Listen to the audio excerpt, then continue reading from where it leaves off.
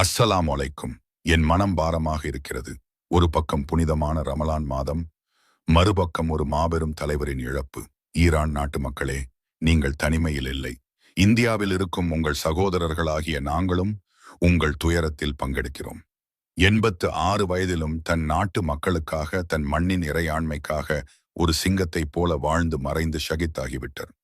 ஒரு தலைவரை கொன்றுவிடலாம், ஆனால் அவர் விதைத்த அந்த சுதந்திர வேட்கையையும் துணிச்சலையும் யாராலும் கொல்ல முடியாது.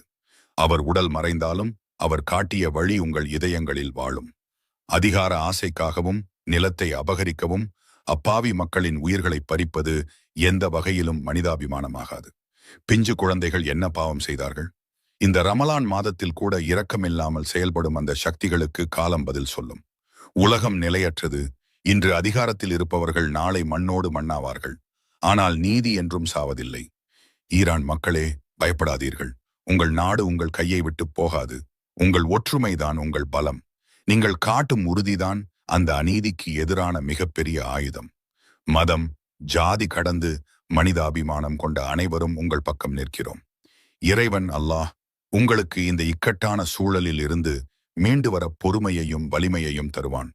இழப்புகள் ஈடுகட்ட முடியாதவை, ஆனால் உங்கள் துணிச்சல் வரலாற்றை மாற்றும். நீதி வெல்லும், அமைதி திரும்பும் என நம்புவோம்.